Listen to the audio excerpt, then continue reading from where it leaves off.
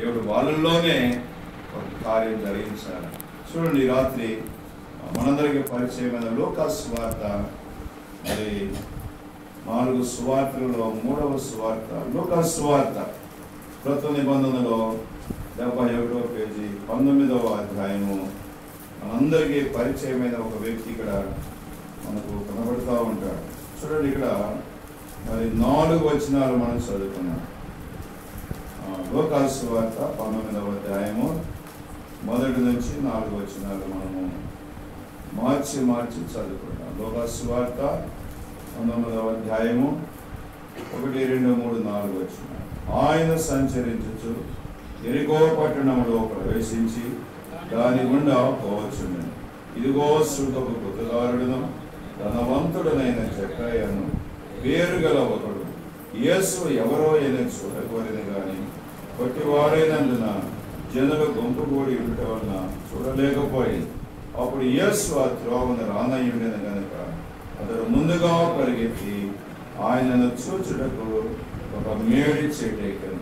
దేవుడి మాటలు మన అందరి కొరకై, మరి ముఖ్యంగా ఈ కుటుంబం కొరకై, మరి ఇరుగు పొరుగు వారు వింటున్నారు, వారి కొరకై దేవుడు దీవించునుగాక. అది ఒక ఊరు, అది ఒక పెద్ద పట్టణం. దాని పేరేంటంట? యెరికో పట్టణంలో ఒక దినాన యేసు ప్రభు ప్రయాణం చేస్తూ ఉన్నాడు, నడుచిపోతా ఉన్నాడు. ఆ దినాల్లో మరి సరైన సౌకర్యాలు లేవు. అందుకనే శిష్యులను తీసుకొని ఆయన నడిచి అనేక ప్రాంతాలు సంచరిస్తూ యెరికో పట్టణంలో ప్రవేశించి. చూడండి, దినాలు ఎలక్షన్లు వచ్చేసాయి కదా, వాళ్ళు రోజుకి ఇది గ్రామాలన్నీ టార్గెట్ పెట్టుకుంటారు కదా. కనుకూర పొద్దున్నే, తర్వాత గరిగపూర పొద్దున్నే, తర్వాత కొమ్మూరు పొద్దున్నే, అట్లా వాళ్ళు అట్లా ప్రచారం చేసుకుంటే బతుకుకి ఎవరికి ఏం చేస్తారు? వాళ్ళు తిరుగుతూ ఉంటారు. వాళ్ళ ప్రచారం వేరే కాదు. ఇక్కడ యేసు ప్రభు ఒక దినాన ఆయన సంచరిస్తూ యెరికో పట్టణంలోకి వచ్చాడు. యెరికో పట్టణంలోకి దాని గుండా లోపల గుండా పోతా ఉన్నాడు. పోతా ఉంటే ఇక్కడ ఒక సుంకపు గుత్తదారుడు అనే జక్కయ్య అనే పేరు కలిగిన ఒక సుంకపు గుత్తదారుడు ఉన్నాడు. సుంకరుడు అంటే పన్నుల వసూలు చేసేవాడు. కానీ గ్రామంలో కూడా మన ఇంటి పన్నుని, నీటి పన్నుని సంవత్సరానికి ఒకసారి ఏం చేస్తారు? పట్టించుకుంటూ ఉంటారు వాళ్ళు. అట్లాగనే ఈయన కూడా పన్నుల వసూలు చేసేవాడు. ఆ యెరికో పట్టణంలో ఈయన ఇంటింటికి వెళ్ళి ఆ పన్నుల వసూలు చేసి కట్టించుకునేవాడు. ఆ కట్టిన పన్నుల ద్వారా గ్రామాన్ని ఏం చేస్తారు? మన గ్రామాలు బాగు చేయాలంటే మనం అందరం ఏం చేయాలా? ఇళ్ళ పన్ను కట్టాలా, నీటి పన్ను కట్టాలా. కడితేనే రోడ్లు బాగేస్తారు. కొంతమంది ఇళ్ళ పన్ను కట్టరు కదా, సంవత్సరాలు కట్టరు. ఈ సంవత్సరాలు ఇవ్వండి, ఈ సంవత్సరాలు ఇవ్వండి అంటారు. ఒకసారి వాళ్ళు వస్తారు, వాళ్ళు వచ్చి ఏం చేస్తారు? చెంబు దీపాలు బయట వేస్తారు. అప్పుడు సచ్చినాడు కట్టారు. చాలా చోట్ల జరుగుతూ ఉంటుంది సహజంగా. అట్లాగనే ఈయన కూడా సుంకపు గుత్తదారుడు. ఈయన పేరు జక్కయ్య. పైగా ఈయన ఎలాంటి వాడంట? గొప్ప ధనవంతుడు. డబ్బుకేం కొదవలేదు, బంగారానికి ఏం కొదవలేదు, అన్ని సౌకర్యాలు ఉన్నాయి తన ఇంటిలో. కానీ హృదయంలో ఏం లేదంట? నెమ్మది లేదు. చూడండి, దినాల్లో అన్నీ ఉంటాయి కానీ అల్లుల నోట్లో ఏముంటుందంట? అన్నీ ఉన్నాయి, వాటి నిండా రోగాలి. ఏం తింటాం? ఏం తినాలి? పొద్దున్నే లేచి గోధుమ గంజి తాగాలి కదా. ఉన్నాయి, బ్యాంకులో డబ్బులు ఉన్నాయి, తినడానికి తిండి ఉంది, అన్నీ ఉన్నాయి. చాలామంది తినాలో ధనవంతులండి. చూడండి, వాళ్ళు తినడానికి యోగ్యత లేదు. పొద్దున్నే ఏం తినాలా? రాగి జావ తాగాల. మధ్యాహ్నం ఏం తినాలా? ఒక్క కప్పే తినాలి. ఎక్కువ తింటే మళ్ళీ రోగం పెరిగిపోవాలి. సాయంత్రం ఏం తినాలా? 2 పులకాలు తినాలి. ఇక అంతే. ఇంకా ఎక్కువ తిన్నాడు అందుకు ఏమైపోతాడు? కాబట్టి ఇక్కడ ఈ జక్కయ్య గొప్ప ధనవంతుడు. ఆ ఊరిలో, అది పట్టణంలో మంచి పేరు కలిగిన వాడు. కానీ ఇది పేరేంటంట? జక్కయ్య. జక్కయ్య అంటే పవిత్రుడు. పేరు చూడండి, ఎంత మంచి పేరు పెట్టుకున్నాడు. కానీ అన్యాయంగా ఏం చేస్తున్నాడంట? డబ్బులు వసూలు చేస్తున్నాడు. సరే, మొత్తానికి ఒక దినాన యేసు ప్రభు దారిలో వస్తున్నాడని తెలుసుకొని ఆయన చూడాలనుకున్నాడు. అందరూ చెప్పుకుంటున్నారు కదా. మన గ్రామంలో కూడా చాలా మంది చెప్పుకుంటూ ఉంటారు. ఇక్కడ గౌడ బజారులో ఎరుసలేం ప్రార్థనా మందిరం ఉందంట, అక్కడ చాలా మంది వస్తున్నారు. వీటిలో వాళ్ళు తెగ మీటింగ్లు పెట్టేస్తున్నారు, భోజనాలు పెడుతున్నారు. సంవత్సరానికి ఒకసారి కొన్ని వందల కార్లు వస్తున్నాయి. ఎట్లా వస్తుంది? పైనుంచి వస్తుందా, కింద నుంచి వస్తుందా, అటు నుంచి వస్తుందా, ఇటు నుంచి వస్తుందా అని చాలా మందికి అనుమానం అండి. మాకు ఇటు నుంచి రాదయ్యా, మాకు కింద నుంచి రాదు, మాకు పైనుంచి రాదు. మా చేతుల కష్టమే మేము వేసుకొని మేము వచ్చిన వాళ్ళందరికీ ఏం పెడతాం? భోజనం పెడతాం. సంతోషంగా ఆ 2 రోజులు పండగ చేసుకుంటాం. అట్లాగనే ఇక్కడ ఈ జక్కయ్య పేరు మంచిదే కానీ ఆయన తీరు బాగోలే. ఏం బాగోలే? తీరు బాగా అన్యాయంగా జీవిస్తా ఉన్నాడు. ఇలాంటి వాడు ఒక దినాన యేసు ప్రభుని చూడాలనుకున్నాడు. అసలు ఆయన ఎట్లా ఉంటాడు, ఆయన యొక్క మాటలు ఎట్లా ఉంటాయి, ఆయన రూపం ఎలా ఉంటుంది, ఎందుకంటే ఎప్పుడు చూడలేదు యేసు ప్రభుని. కాబట్టి ఒక దినాన చూడాలనుకున్నాడు. యేసు ప్రభు ఈ దారిలో గుండా వస్తాడని ఎరిగిన వాడే ఆ దారిలో ఒక చెట్టు ఉంది. ఏ చెట్టు అంటే అది మేడి చెట్టు ఉన్నది రోడ్డు ఏమంటే. ఆ చెట్టు మీద కూర్చున్నాడు, పైకి ఎక్కాడు. చెట్టు ఎక్కాడు, బాగా చక్కగా ఎక్కాడు. ఎక్కి ఆ చెట్టు గుబురులో కూర్చున్నాడు. యేసు ప్రభు వచ్చాడు. ఆ త్రోవనే వచ్చి ఏమన్నారు? వెంటనే ఆయన చూడకుండానే జక్కయ్య కిందకి దిగు అన్నా. వెంటనే జక్కయ్య ఏం చేసినాడట? అరే నేనా? ఆయనని నేను చూడలేదు, మీరు పిలవలేదు, ఆయన నన్ను చూశాడు. బైబిల్ చెప్తా ఉంది, మానవులందరూ ఆయనకి ఎరిగి ఆ మనుషుని యొక్క ఆంతర్యమును ఎరిగినవాడు దేవుడు. దేవుడికి మన అందరము తెలుసు, మనకి ఎవరు తెలియదు? దేవుడు తెలియదు. అంటే దేవునికి మనమందరము తెలుసు, మనకు మాత్రము నిజమైన దేవుడు ఎవరో తెలియదు. మానవుడు అది ఎరగకనే కొట్టుమిట్టాడుతున్నాడు. సమాధానం లేకుండా, నెమ్మది లేకుండా, సంతోషం లేకుండా, తృప్తి లేకుండా లోకంలో జీవిస్తాం. కాబట్టి ఇక్కడ ఈ యొక్క లోకాసు సువార్త 19వ అధ్యాయంలో ఆయన సంచరించచ్చు. కాబట్టి ఆయన ఎవరంట? ఆయన ఆశ్చర్యకరుడు. యేసు ప్రభు ఎవరంట? ఆశ్చర్యకరుడు. ఇలా ఈ రాత్రి ఆశ్చర్యకరుడైనటువంటి దేవుణ్ణి నువ్వు ఎరిగితే నీకు సంతోషం. రెండవదిగా యా అంటే ఆయన ఎవరంట? యథార్థవంతుడు. దేవుడు ఎలాంటి వాడంట? యథార్థవంతుడు అయినా. మూడవ మాట నా అంటే దేవుడు నమ్మదగిన వాడు. ఆయనను నమ్మిన వారికి ఆయన తప్పకుండా మేలు చేస్తాడు. నువ్వు నమ్మితే చాలు. రాత్రి అమ్మా చూడండి, శబ్దహేంద్ర ద్వారా వింటున్నాం. ఆ ప్రియులారా, ఇరుగు పొరుగు అక్కలారా, అన్నలారా, మీరు ఎవరైనా పర్లేదు, దేవుని మాటలు వినండి. మంచి ఉంటే తీసుకునండి. చెప్పే మాటల్లో మంచి సత్యం ఉంటే మీరు అంగీకరించండి, యాక్సెప్ట్ చేయండి. ఒకవేళ మీకు నచ్చలేదు అనుకోండి, సరే అది మీ ఇష్టం. చూడండి, కాబట్టి ఇక్కడ ఆయన నమ్ముకొనదగిన సహాయం. అందుకని ఇర్మియా గ్రంథంలో ఒక మాట ఉన్నది. ఇర్మియా గ్రంథము 10వ అధ్యాయం గమనిస్తే 10వ వచనంలో దేవుని వాక్యం ఇలా చెప్తా ఉన్నాం. కాబట్టి ఈ జక్కయ్య అనేటువంటి ఆయన యేసు ప్రభుని నమ్మినాడు. చూడమాట 10:10 యెహోవాయే నిజమైన దేవుడు, యెహోవాయే నిజమైన దేవుడు, ఆయనే జీవము గల దేవుడు, ఆయనే జీవము గల దేవుడు, సదాకాలము ఆయనే రాజు, సదాకాలం ఆయనే రాజు. ఆయన ఉగ్రతకు భూమి కంపించును, ఆకాశంలో ఆయన కోపము సహింపలేవు, జనములు ఆయన కోపమును సహింపలేవు. కాబట్టి ప్రియులారా, ఇక్కడ యెహోవాయే సత్యవంతుడని జక్కయ్య ఎరిగినాడు. ఎందుకు ఎరిగినాడు? ఆ చెట్టు మీద ఉన్నాడు, ఆయన పిలవకుండా పలకరించకుండా ఆయనే చూసి జక్కయ్య దిగన్నాడు. అప్పుడు అర్థమైంది నిజంగా ఆయన ఎలాంటి వాడంట? మనుషుని యొక్క ఆంతర్యముని ఎరిగిన వాడు. కాబట్టి ఇప్పుడు జక్కయ్య ప్రియులారా ఆ యేసుని ఎట్లా ఎరిగినాడంట? నిజమైన దేవుడని నమ్మినాడు.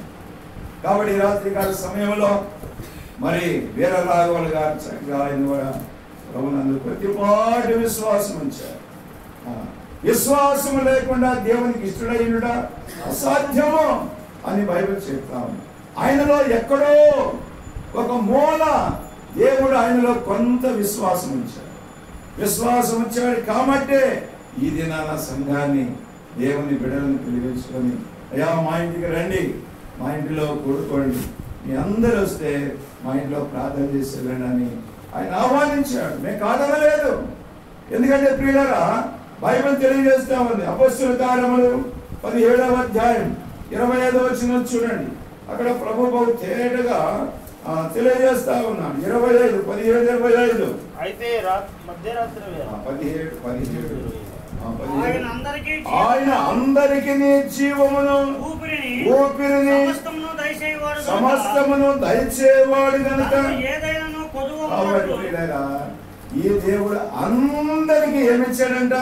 జీవమునిచ్చాడు, ఊపిరిచ్చాడు. కాబట్టి ఈ రాత్రి మీరు గమనించాలా, ఈ రాత్రి మీరు ఎరగాల, ఈ రాత్రి మీరు సత్యాన్ని తెలుసుకోవాలా. ఒకవేళ మీరు సత్యాన్ని తెలుసుకోకుండా ఉన్నారేమో, దేవుడు జక్కయ్యకు సత్యాన్ని బోధించాడు. ఏం బోధించాడు? ఆయన అందరికి ఏమిస్తున్నాడంట? జీవం ఇస్తామని. ఈ దినాల మనలో ఉన్న జీవం ఎవరిది? చూడండి, మానవ శరీరంలో చూడండి పిల్లరా, పైన కనపడే శరీరము, కనపడిన జీవము, కనపడిన ఆత్మ, 3 ఉన్నాయి. కాబట్టి ఒకవేళ మనలో ఉన్న ఊపిరి, మనం పీల్చే గాలి, మనము వదిలే పిల్లల గాలి, ఇది ఎవరిచ్చారు? మనకి దేవుడు ఇచ్చారు. ఒకవేళ దేవునికి కోపం వచ్చి ఒక 5 నిమిషాలు గాలిని బిగబట్టాడు అనుకోండి, మనందరం ఏమైపోతాం? చెప్పండి, న్యాయంగా మీరు ఆలోచించండి. ఎన్ని ఆక్సిజన్లు పెట్టినా, ఎన్ని సిలిండర్లు పెట్టినా, ఇక మనం ఏం కావంట? బ్రతకడం అసాధ్యం. కాబట్టి దేవుడు మనకు గాలిని ఉచితంగా ఇచ్చాడు, ఈ సూర్యరశ్మిని ఉచితంగా ఇచ్చాడు, ఈ ప్రకృతిని ఉచితంగా ఇచ్చాడు. ఇదంతా నువ్వు అనుభవిస్తున్నావు. అందుకని ఇక్కడ పేతురు అంటున్నాడు, ఆయన అందరికి ఏమిస్తున్నాడంట? జీవమును ఊపిరిని సమస్తమును దయచేస్తున్నాడు. ఇది నా మానవుడు జీవిస్తున్న జీవితము దేవుడు అనుగ్రహించినదే. ఇది మర్చిపోయి మానవుడు నా కష్టం అంటున్నాడు, నా శ్రమ అంటున్నాడు, నా తెలివితేటలు అంటున్నాడు. నాకెంత మంచి మైండ్ ఉందో మీకు తెలుసా? నీకులా కదరా నేను చేసే వ్యవసాయం, నా మైండ్ సెట్టే వేరంటారు కొంతమంది. లేదు పెద్ద హీరోలాగా కదండి. కాస్త ఒక 40 బస్తాలు పండించారు అనుకోండి, ఏమంటాడు రైతు? నా తెలివితేటలు ఏమనుకున్నా, మీ తెలివిలాంటి తెలివితేటలు కాదు, నా బుర్రే వేరు, నా మైండ్ సెట్టే వేరు అంటారు. కాబట్టి అతిశయించవద్దు. కాబట్టి రాత్రి ఈ జక్కయ్య ఈ సత్యమైనటువంటి యేసు ప్రభుని ఎరిగి తాను లోబడుతున్నాడు. అందుకనే లూకాసు సువార్త 19వ అధ్యాయంలో మనం చూస్తా ఉన్నాం. కాబట్టి ఈ జక్కయ్య అంట యేసు ఎవరో చూడగోరాడు. యేసు ఎవరో చూడగోరి చెట్టెక్కినట్లుగా మనం చూస్తున్నాం. కాబట్టి దినాల్లో యేసు చాలా మందికి అర్థం కావటం లేదు. యేసు అంటే రక్షకుడు, తన ప్రజలను వారి పాపముల నుండి ఆయనే రక్షించును కనుక ఆయనకు యేసు అని పేరు పెట్టబడింది. కాబట్టి యేసు అంటే 2 అక్షరాలే. ఏదైనా సులువుగా చేసేవాడు, నువ్వు ఏదడిగితే నీకు అది ఇచ్చేవాడు. ఈ రాత్రి జ్ఞాపకం పెట్టుకో, నువ్వు యేసును ఏదైనా అడుగు, దేవుడు నీకు ఇస్తాడు. ఆయన అడుగువానికి ధారాళంగా ఇస్తాడు, వెతకువారికి దొరికే దేవుడు ఆయన. కాబట్టి రాత్రి మనందరికీ దొరికాడు ఆయన. కాబట్టి ఈ కుటుంబానికి కూడా ఆయన దొరకాల, ఈ కుటుంబం కూడా ఆయన విశ్వాసం ఉంచాలా, ఈ కుటుంబం కూడా ఆయన మార్గంలో నడిస్తే దేవునికి ఎంత సంతోషం. కాబట్టి ఇక్కడ జక్కయ్య యేసు ఎవరో చూడకూడదు. ఒకసారి సండే స్కూల్ పిల్లల్ని టీచర్ గారు అడిగిందంట, రే యేసు అంటే అర్థం చెప్పండి అందంట. ఎవరు చెప్పడం లేదంట. ఒకరు లేసు అన్నాడంట. ఇదే నేను చెప్పింది. ఏ అంటే యేసు, ఏదైసు అంటే సులువుగా చేసేవాడు. ఏదైనా పిల్లలు నీకు ఏ కష్టమైనా, ఏ రోగమైనా, ఏ బాధ అయినా, ఏ సమస్య అయినా, ఏ కన్నీరైనా నువ్వు ప్రార్థన చేస్తే ఏం చేస్తాడంట? ఆయన సులువుగా చేస్తాడు. చూడండి, ఆయన సులువుగా చేసే కొన్ని పనులు బైబిల్లో ఉన్నాయి. లూకాసు సువార్త 5వ అధ్యాయం చూడండి ఒక మాట. లూకాసు సువార్త 5వ అధ్యాయంలో ఆయన సులువుగా చేయగలిగిన కొన్ని పనులు ఉన్నాయి. మీరు గమనించినట్లయితే ఒక మాట మీరు గుర్తించండి. లూకాసు సువార్త 5:23 చూడండి. లూకాసు సువార్త నీ పాపములు క్షమించబడి ఉన్నవని చెప్పుడు నీ పాపములు క్షమింపబడి ఉన్నవని చెప్పుట సులభమా, నువ్వు లేచి చెప్పుట. చూడండి, ఒక వ్యక్తి పక్షవాతముతో ఉన్నాడు, కాలు చేయి పడిపోయింది. పక్షవాతం అంటే ఏంటి? ఒక కాలు ఒక చెయ్యి ఏం చేయదంట, పని చేయకపోతే ఇక మంచంలోనే ఉంటారు. ఒక దినాన్ని యేసు ప్రభు అట్లా వెళ్ళినాడు. వెళ్ళి ఆ వ్యక్తి దగ్గర నిలబడి ఆ వ్యక్తితో మాట్లాడుతూ ఉన్నాడు. అతను స్వస్థపరిచాడు. శాస్త్రంలో పరిసయ్యులు రకరకాలుగా యేసు ప్రభు వాడిని క్వశ్చన్ చేశారు, ఆన్సర్ చేశారు. అప్పుడు ప్రభు అంటున్నాడు, ఏమంటున్నాడంట, నీ పాపములు క్షమించబడినవని చెప్పుడు సులభమా, లేకపోతే నువ్వు లేచి నడువమని చెప్పుడు సులభం. మానవుడు పాపి, జక్కయ్య కూడా పాపి. పేరు పవిత్రత ఉన్నప్పటికీ వీళ్ళ జక్కయ్యను కూడా దేవుడు ఏం చేశాడు? క్షమించాడు. ఇది నాన్న యేసు ప్రభు తన ప్రజలను వారి పాపముల నుండి విడిపించడానికి వచ్చిన వాడు. కాబట్టి మానవులందరూ ఎలాంటి వారంట? పాపులే అని బైబిల్ చెప్తాం. పాపం వల్ల వచ్చే జీతము మరణము అని బైబిల్ చెప్తాం. ఆ మరణము ద్వారా నిత్య నరకాగ్ని వస్తుంది మానవుడు. మరి ఈ నరకాగ్ని తప్పించుకోవాలంటే ఏం చేయాలి? యేసు దగ్గరికి రావాలి. మొట్టమొదటిగా మానవుడు ఏం జరగాల? పాప క్షమాపణ పొందాలి, పాపములు క్షమించబడాలా. అందుకనే జక్కయ్య వెంటనే ఆ చెట్టు మీద నుంచి దిగి ఏమంటున్నాడు? ప్రభా, నేను ఎవరి యొద్దనైనా అన్యాయంగా డబ్బులు వసూలు చేస్తే వానికి ఏం చేస్తా? 400 చెల్లిస్తానని ఒప్పుకుంటున్నాడు పాప. కాబట్టి పాపములు క్షమించే విషయంలో సులువైన మార్గం యేసు దగ్గర ఉంది. ఇది నాన్న మానవుడు పాపం పోగొట్టుకోవడానికి ఎన్ని ప్రయత్నాలు చేస్తున్నాడండి, ఎన్ని పుణ్యకారాలు చేస్తున్నాడండి, ఎన్ని జపతపాలు చేస్తున్నాడండి. పొద్దున్న లేచి తలస్నానాలు చేస్తాడు, వారాలు అంటాడు, వర్జాలు అంటాడు. పిల్లలు ఎక్కడికెక్కడికో వెళుతున్నాడు. కాబట్టి పిల్లలు నువ్వు ఎక్కడికి వెళ్ళక్కర్లే, నీ పాపములు సులువుగా క్షమించే ఒక ఆయన ఉన్నాడు. ఎవరంటే ఆయన? యేసు ప్రభు. నువ్వు ఆయన దగ్గరికి వస్తే నువ్వెంత ఘోర పాపిన. కాబట్టి ఎంత ఘోర పాపినైనా యేసు ప్రభు ఏం చేస్తాడు? క్షమిస్తాడు సులువుగా. నువ్వు ఒప్పుకుంటే చాలు. అందుకని బైబిల్ చెప్తా ఉంది, 1 యోహాను 1:9 మన పాపములను మనం ఒప్పుకుని ఎడల ఆయన నమ్మదగిన వాడు, నీతిమంతుడు కనుక మన పాపములు క్షమించి ఆయన మనల్ని ఏం చేస్తాడంట? పరిశుద్ధులుగా చేస్తాడు. ఎంత సులువండి ఇది. నువ్వు గొర్రెను కోసినంత కష్టం కాదు. నువ్వు ఎక్కడికో వెళ్ళింది ఏదేదో చేయడం కన్నా నువ్వు ఉన్న చోట ప్రభువా, నేను పాపిని, నేను జన్మ పాపిని, కర్మ పాపిని, నా తల్లి గర్భంలో నేను పాపములోనే పుట్టాను, నన్ను క్షమించాను. చూడండి, రోజుకు ఒక అబద్ధం ఆడాము, వారానికి 7 ఆడాము, నెలకు 30 ఆడాము, సంవత్సరానికి ఎన్నో అవుతాయి? 365. ఇప్పుడు పుట్టింది కాడి నుంచి ఎన్ని అబద్ధాలు ఆడుంటారు? లెక్క పెట్టుకో. ఎన్ని ఏమైంది? ఎన్ని పాపాలు. ఆగినది క్రమమే. కాబట్టి యేసు ప్రభు దగ్గరికి వస్తే నువ్వు పుట్టిన కాడి నుంచి చేసిన పాపాలు ఇప్పటి వరకు నీ వయసు 1060 సంవత్సరాలైనా కూడా ప్రభువా, నేను పాపిని అంటే నీ పాపాలు ఎట్లా చెల్లిస్తాడంట? సులువుగా.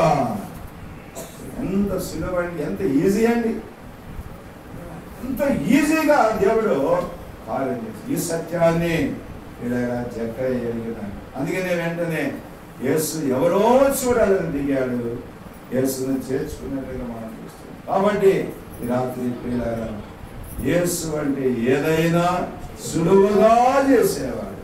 మొట్టమొదటిగా మానవునికి పాపం పరిహరించబడితే ఆశీర్వాదాలు నీ దగ్గరికి వస్తాయి. ఈనాడు చాలా కుటుంబాల్లో ఆశీర్వాదాలు లేవు, దీవెనలు లేవు, సమృద్ధి లేదు, సమాధానం లేదు. కారణం ఏంటంటే పాపం. పాపమును బట్టి మానవునికి ఆశీర్వాదం దూరమైపోతావు. అటు మొట్టమొదటిగా మానవునిలో జరగవలసిన కార్యం ఏంటంట? పాప క్షమాపణ. కాబట్టి యేసు ఏదైనా సులువుగా చేయగలిగిన శక్తి కలిగిన దేవుడి. రాత్రి ఇలా మనము నమ్మితే దేవుడు మనలను, మన కుటుంబాన్ని బాగా దీవిస్తాడు. రెండవదిగా ఏం చేస్తాడు ఈయన?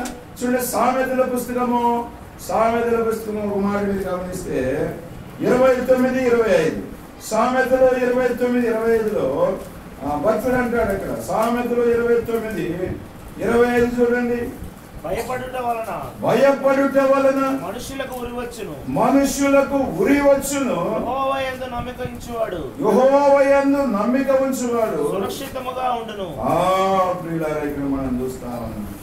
కాబట్టి ఇక్కడ 28 సామెతలు అంటే 27 అనుకుంటున్నాడు. 28 29:25 ఒకటి చదవబోయి ఎవరు చదువుతున్నారు? నమ్మిక ఉంచుడు సురక్షితముగా ఉండను. రెండవదిగా దేవుడు మనకి ఏమిస్తాడంట? మొదట ఏమిస్తున్నాడంట? అనే మాటలో ఏమిస్తున్నాడు దేవుడు? సులువుగా నీ పాపాలు క్షమించబడతాయి. రెండవదిగా ఏమొస్తుందంట? సురక్షితంగాను అంటావు. నీ ఇంటిని సురక్షితంగా ఉంచుతాడు. అందుకని ఇక్కడ చెప్తా ఉన్నాడు 29:25లో మనం చూస్తా వచ్చాం.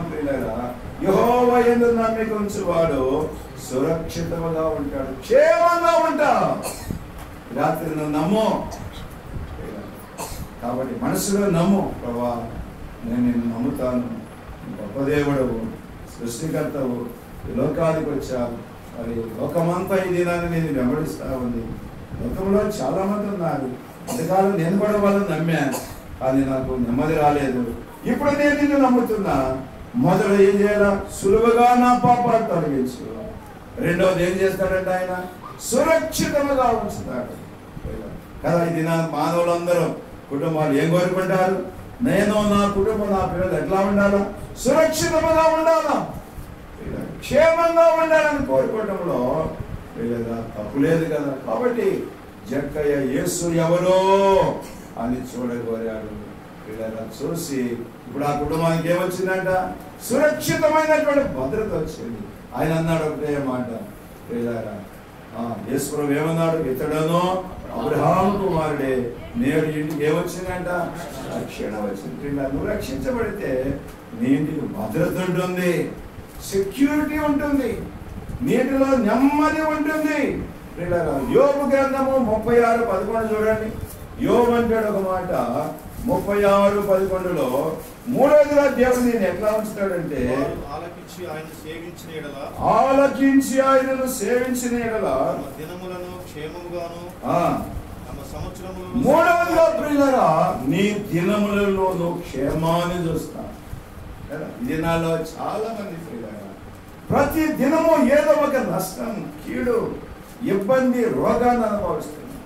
కానీ ఇక్కడ యోబు అంటున్నాడు 36:11లో, వారు ఆలకించి ఆయనను సేవించిన యెడల తమ దినములను క్షేమముగాను తమ సంవత్సరములను సుఖముగాను వెలబుచ్చుతారు. మూడవదిగా దేవుడు ఏమిస్తాడంటే నీకు సుఖాన్ని ఇస్తాడు, సులువుగా నీ పాపాలు క్షమిస్తాడు. రెండవదిగా నీకు క్షేమాన్ని ఇస్తాడు. మూడవది ఏమిస్తాడంట? సుఖం ఇస్తాడు కదా. సుఖభోగాలు, సుఖం అనుభవించడం మంచిదే కదా. పిల్లలైతే నాకు సుఖంగా ఉండాలి. చూడండి, ఉదస్తమానం పని చేస్తాం, సాయంకాలానికి ఏం కోరుకుంటాం? సుఖాన్ని కోరుకుంటాం. పిల్లలు ఒక మధ్య కడుపు నిండా తిని, ఫ్యాన్ వేసుకొని, మనసు మీద పడుకొని, భార్య పిల్లలు సంతోషంతో ఉంటే ఎంత సుఖం. ఈ సుఖము లేని వాళ్ళు కూడా ఉన్నారు ఎంతో మంది కదండి. సరైన గృహాలు లేని వాళ్ళకి, సరైన వస్త్రాలు లేని వాళ్ళకి, వీళ్ళకి సరైనటువంటి షెల్టర్ లేదు వాళ్ళకి, రోడ్ల మీదే వాళ్ళు సుఖాలు వెళ్ళవచ్చు. అందుకనే పెద్దలు అంటారు కదా, ఆకలి ఏమేరు కదంట, రుచేరు కదంట, నిద్రేమో సుఖమేరు కదంట. కాబట్టి పిల్లలు ఈ రాత్రి దేవుడు మనల్ని గుర్తు చేసుకుంటున్నాడు. కాబట్టి ఇక్కడ జక్కయ్య తన జీవితంలో వచ్చిన గొప్ప సంతోషం. యేసు ఎవరో చూడాలనుకున్నాడు, వచ్చాడు. యేసు ప్రభువే దగ్గరికి వచ్చాడు. యేసు ఏం చేశాడు? ఆయనను పాపమును క్షమించాడు. రెండవదిగా ఏమిచ్చాడు? ఆయనకు క్షేమాన్ని ఇచ్చాడు. ఇంట్లో నెమ్మది లేదు ఆయనకి, డబ్బు ఉంది కానీ దినాల్లో చాలా ఇళ్లలో ప్రియులారా డబ్బు ఉన్నది, బంగారం ఉన్నది, ఆస్తిపాస్తులు ఉన్నాయి. ఒక ఆయన బాగా సంపాదించాడు. ఎంత సంపాదించాడు, ఎంత ఉందో కూడా ఆయనకి లెక్క లేదంట. సరే ఒక రోజున ఆయనకు మరణ దినం వచ్చిందంట. చనిపోదాం అనుకుని తెలిసిపోయింది ఆయనకి, ఇంత డబ్బులు సంపాదించాడు కదా, బీరువా నిందా డబ్బే. సరే 50,000 రూపాయలు కట్ట తీసుకొని సంకలో పెట్టుకొని పడుకున్నాడండి. ఆ రాత్రి ఎట్టా నేను చచ్చిపోతున్నాను, ఇంత డబ్బు సంపాదించాను, నా పిల్లలకి, నా భార్యకి వాళ్ళే అనుభవిస్తారు కదా. చచ్చిపోయేటప్పుడు 50,000 తీసుకెళ్దామని సంఖ్యలో పెట్టుకొని పడుకున్నారంట. పడుకొని తెల్లారి పడి చనిపోయాడు. నిజంగానే మరణం వచ్చేసింది. ఆయన 7 అయింది 8 అయింది లెక్కలే.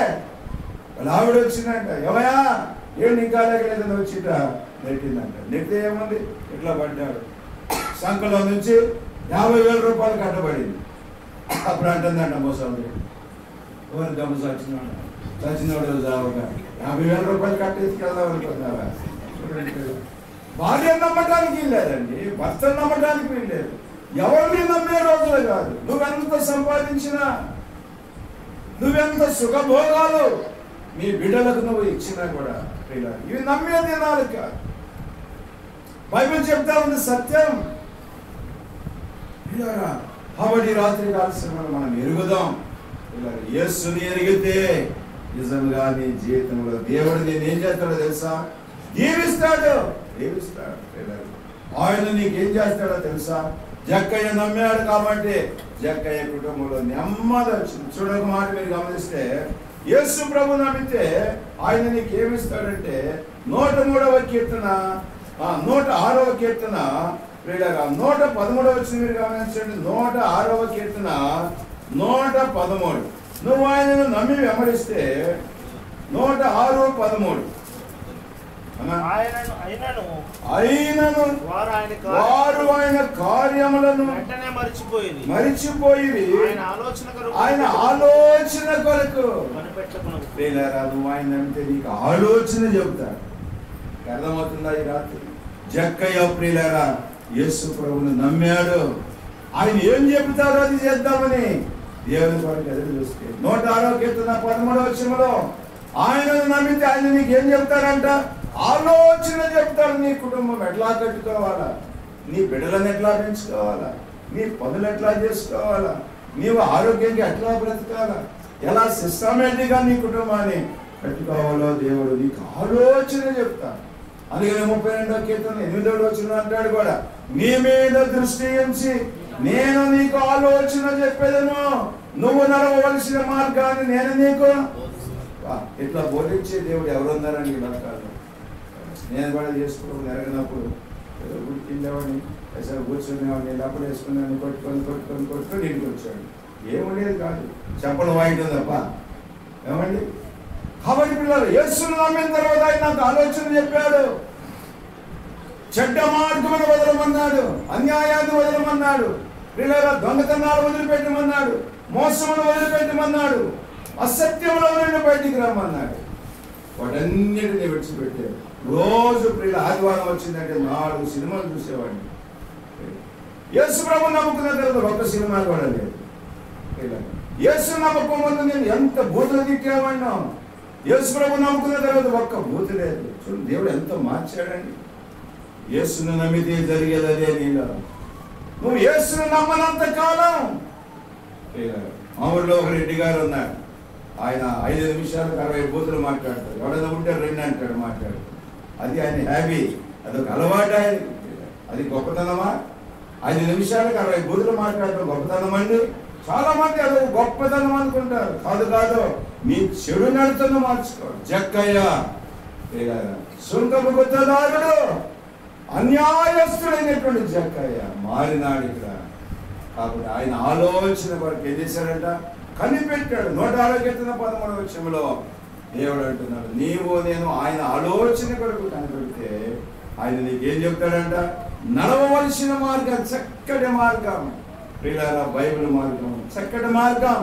ఇది తిన్నని మార్గం, ఇది యథార్థమైన మార్గం, ఇది మంచి మార్గం, చెడు నుండి తప్పించే మార్గం, త్రాగుబోతులను మార్చే మార్గం, దొంగలను మార్చే మార్గం, లంచగొండులను మార్చే మార్గమే.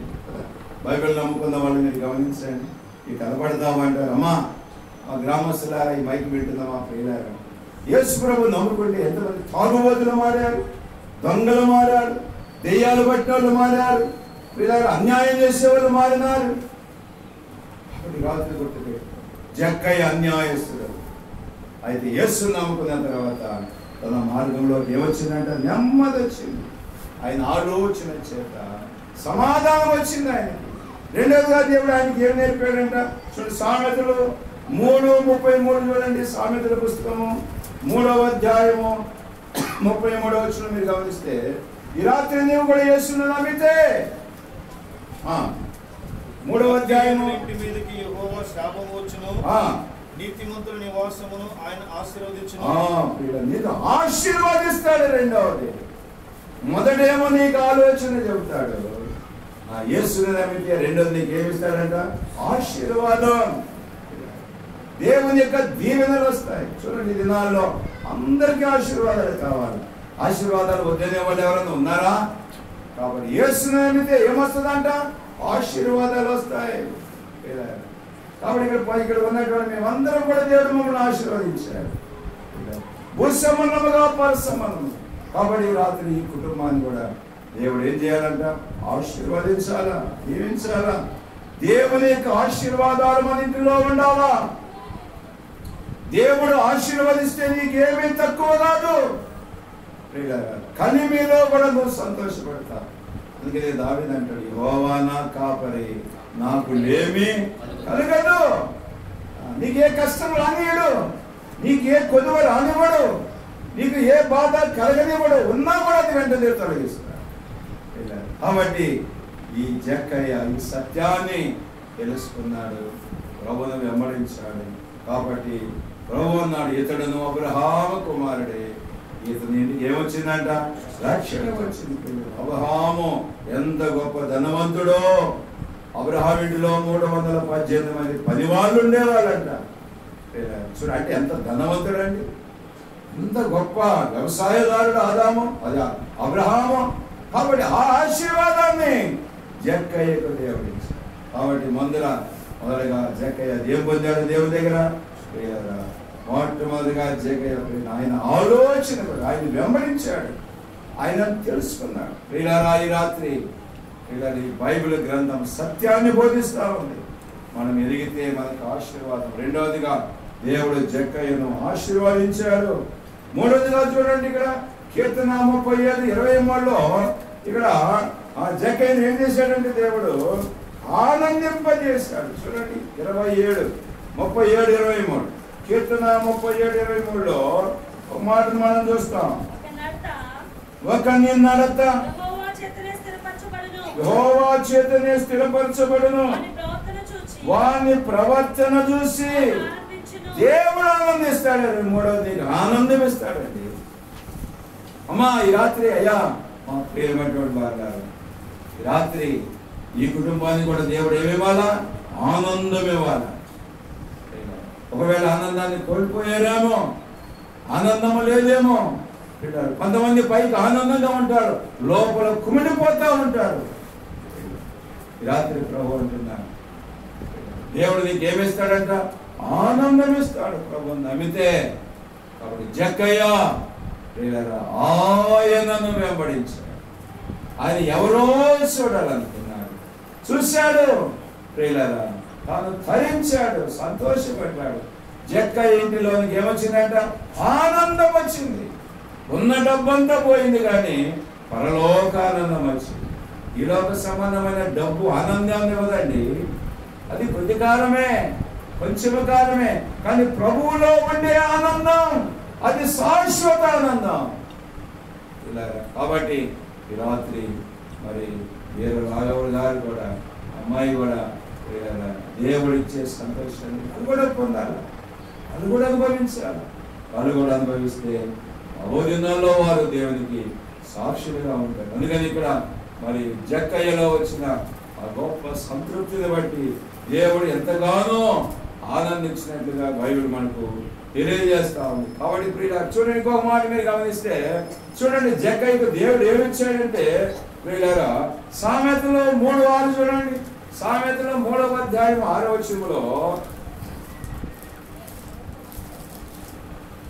సామెతలు 3:6 నీ ప్రవర్తన అంతటి యందు ఆయన అధికారములోనికి ఒప్పుకొనుము, అప్పుడు ఆయన్ని త్రోవలను సరళము చేయును. నాలుగోదిగా దేవుడు నిన్ను తన అధికారంలోనికి తెచ్చుకుంటాడు. అందుకని యోహాను సువార్త 1:12 అంటాడు, తన్ను ఎందరు అంగీకరించడో అనగా తన నామమందు విశ్వాసం ఉంచిన వారందరికీ దేవుని పిల్లలయ్యే అధికారం. దేవుని పిల్లలం మనం, దేవుని కుమారులమయ్యామని అధికారం అనుకుంటుంది. ఎంత గొప్ప దేవుడు! ఈ రాత్రి ఈ కుటుంబాన్ని కూడా ఆ రీతిగా దేవుని యొక్క అధికారంలోనికి, దేవుని యొక్క కుటుంబంలోనికి, దేవుని యొక్క సంఘంలోనికి రావాలని దేవుడు గుర్తు చేస్తా ఉన్నాడు. కాబట్టి జక్కయ్యను ఆ రీతిగా దేవుడు ఆశీర్వదించాడు. జక్కయ్యను ఆశీర్వదించిన దేవుడు మనలందరినీ ఆశీర్వదిస్తాడు. ఎవరు నమ్ముతారో, ఎవరు ఆయనని వెంబడిస్తారో వారిని దేవుడు తన బిడ్డలుగా చేసుకుంటాడు. దేవుని బిడ్డలుగా ఉండటం ఎంత అధికారం! దేవుడు ఎవరు అనుకుంటున్నారు? సృష్టికర్త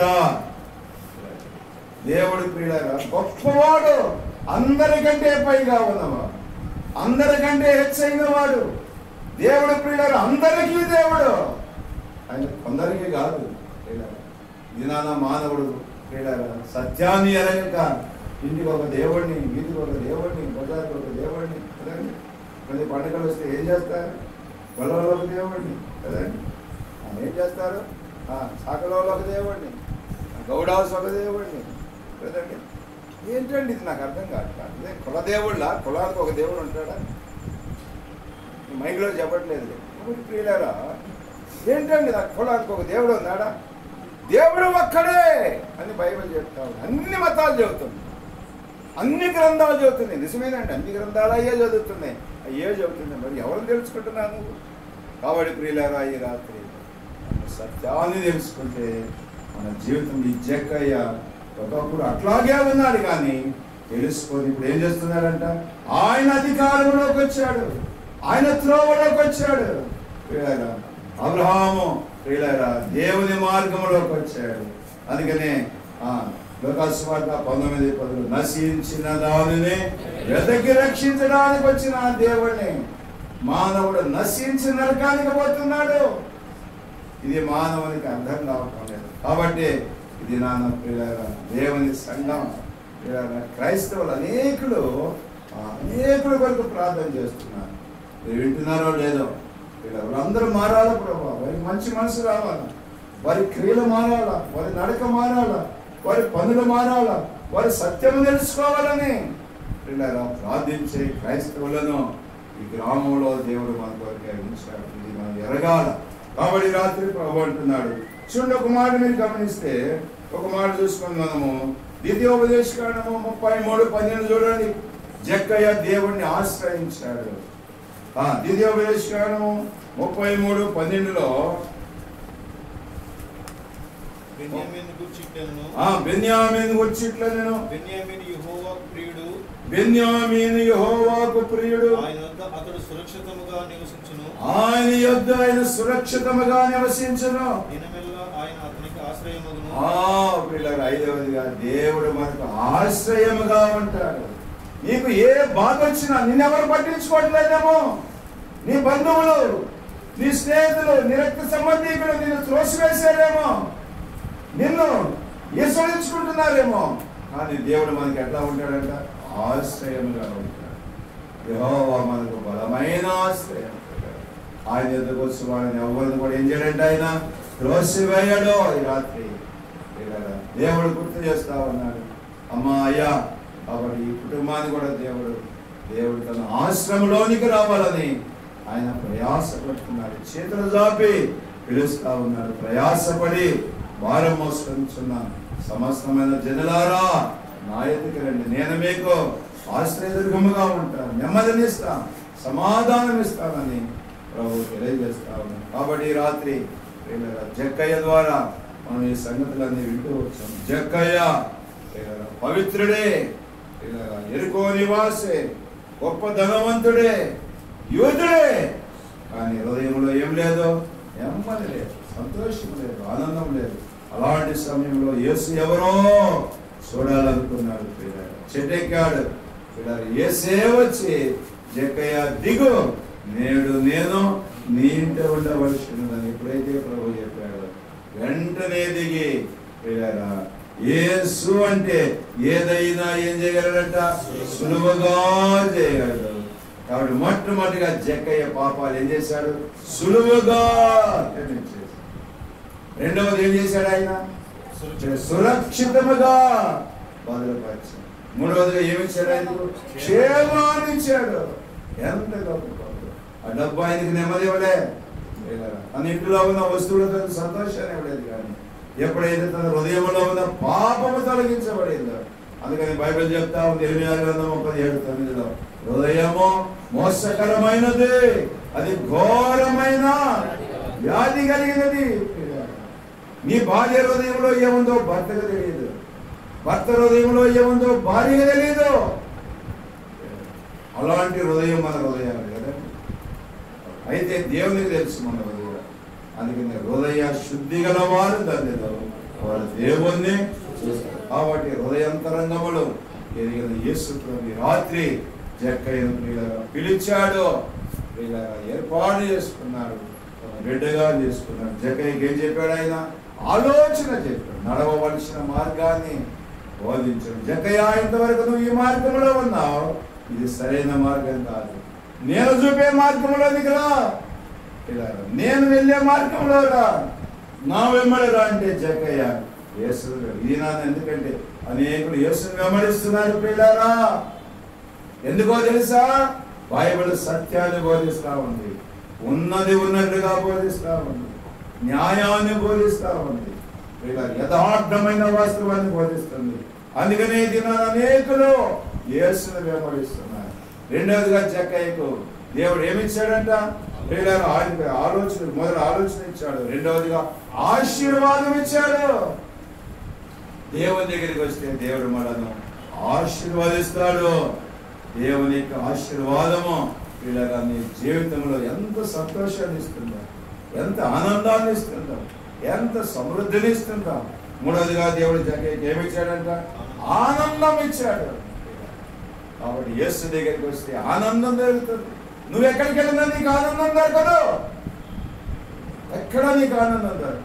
కొద్దిసేపే, సినిమాకి వెళ్తే కొంతసేపే, టీవీ దగ్గర సీరియల్ కూర్చుంటే కొంతసేపే అని పిల్లలు. దేవుని దగ్గరికి వస్తే, దేవుని మందిరానికి వస్తే దేవుడు నీకు ఆనందాన్ని ఇస్తాడు.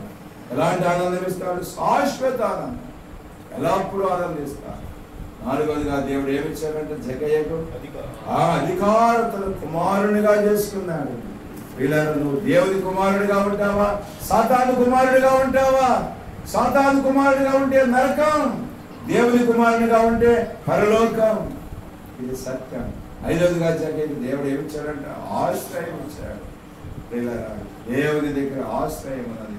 కాబట్టి ఈ అనుభవం మనం కలిగి ఉండాలని దేవుడు ఈ కుటుంబాన్ని కూడా దేవుడు దీవించాలని మనం కోరుకుంటున్నాం. దేవుడు మరి ఈ కుటుంబాన్ని రాబోదినాల్లో ఈ 5 ఆశీర్వాదం జక్కయ్యకి ఇచ్చినట్లుగా దేవుడు కూడా మరి దాసుడు మరి వీర రాఘవులు గారికి, అమ్మాయికి, వారికి ఇచ్చిన బిడ్డ సాత్వికి దేవుడు ఇవ్వాల. అలాగే వాళ్ళ తల్లిదండ్రులు ఉన్నారు, దాకుడు వారికి కూడా సత్యము వారు ఎరిగి యేసు నిజమైన లోకరక్షకుడని, పాపుల కొరకు ఆయన చనిపోయి సమాధి చేయబడి తిరిగి లేచాడని వారు కూడా నమ్మితే ఈ దీవెనలన్నీ వారు కూడా ప్రియులారా, మానవుని పాపమును పరిహరించడానికి మానవాళ్ళందరి కొరకు చనిపోయిన దేవుడు ఒక్కడే యేసు ప్రభు. ప్రియులారా, నీ కోసం, నీ పాపాల కోసం, నీ బాగోగుల కోసం చనిపోయిన వారు ఎవరైనా ఉన్నారా? ప్రాణం పెట్టిన వాళ్ళు ఎవరైనా ఉన్నారా? రక్తంని కాల్చిన వాళ్ళు ఎవరైనా ఉన్నారా? కానీ ప్రభువు యేసుక్రీస్తు వారు మనందరి పాపముల వరకు పోయిన వారంలో గుడ్ ఫ్రైడే రోజున మనం పండుగ చేసుకున్నాం. మరో ఆదివారం తిరిగి మరణము లేనివాడు దేవుడని రుజువుపరుచుకున్నాడు. దేవుడు పరిశుద్ధుడని రుజువుపరుచుకున్నాడు. పాపము లేనివాడు దేవుడని దేవుడు రుజువుపరుచుకున్నాడు. కామ క్రోధ మదమత్సరము లేనివాడు దేవుడు. ఒక మాట చెప్పాలంటే సంసారం లేనివాడు దేవుడు, శరీర కోరికలు లేనివాడు దేవుడు, పాపిని రక్షించి పరలోకం తీసుకెళ్ళేవాడు దేవుడు, మరణము లేనివాడు దేవుడు. మరణం అంటే దేవుడు కాదు. ఆలోచన చేయండి, మీరు విశ్లేషించండి, మీరు యోచించండి. ఒకవేళ నేను చెప్పే బైబిల్ తప్పైతే మీరు పరిశీలన చేయండి.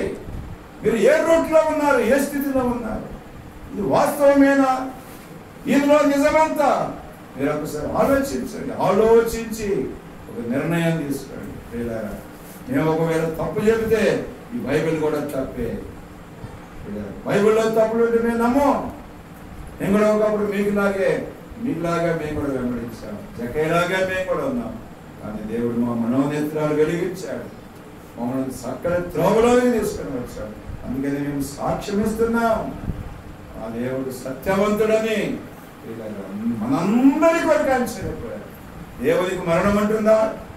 దేవుడు మన పాపముల కొరకు ప్రియులారా రక్తాన్ని చెల్లించాడు. ఆ ప్రభువునికి వచ్చి మీరు కూడా ఎరిగితే భయంకరమైన నరకము నుండి తప్పించుకుంటారు. నిత్య జీవం. మరణము ముగింపు కాదు ప్రియులారా, మరణముతో ముగింపు కాదు నీ జీవితం. మరణము తర్వాత అసలైన జీవితం ఉంది, యుగయుగాలు జీవిస్తాం. అందుకొరకే దేవుడు మమ్మల్ని పట్టుకున్నాడు. అందుకే మేము సాక్ష్యం ఇస్తున్నాం. అందుకే అనేకుల కొరకు మేము ప్రార్థన చేస్తున్నాం, అనేకులకి సువార్త అందిస్తున్నాం. అయ్యా మీరు కూడా నమ్మండి అని మిమ్మల్ని బ్రతిమలాడుతూ ఉన్నాం. ఈ రాత్రి ఎవరినో నశించి నరకానికి వెళ్ళటం దేవునికి ఇష్టం లేదు, మాకు కూడా ఇష్టం లేదు. కాబట్టి మీరందరూ సులువుగా ఏం పొందాలా?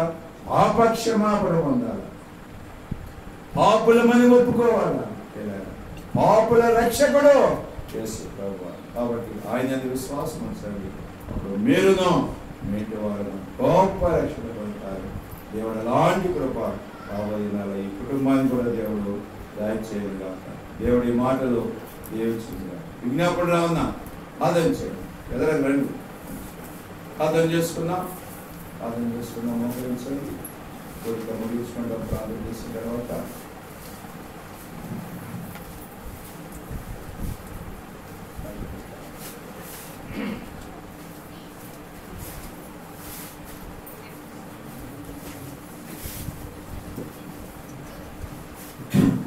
మహాపరిశుద్ధుడైన తండ్రి, కృపగల దేవా, యేసు ప్రభా, మీ పాదములకు లెక్కలేని స్తోత్రాలు. మరి ప్రభా ఇచ్చిన సమయాన్ని బట్టి వందనాలు ప్రభా. ఈ ప్రాణంలో జ్ఞానంలో ప్రభా ఇక్కడ ఎలుసిన బంధువులను ఏర్పరుచుకొని ప్రభా అనేక రకాలుగా నీ బిడ్డలను ఏర్పరుచుకొని ప్రభా నరకానికి పోకుండా మీ ఎలువైన రక్తంలో కడుక్కొని మీ బిడ్డలు భూమి మీద సభ్యులుగా నుంచి ప్రభా మాకు అందించిన సమయాన్ని కూడా బట్టి వందనాలు చెల్లించుకున్నాం. ప్రభా మీరు చెప్పారు కదా, మీకు స్తోత్రాలు. మా ప్రభాను సమత్వం దేవుడుగా బట్టి 2 3 ఎక్కడి నుంచి వాళ్ళ మధ్య ఉంటున్నాం ప్రభా.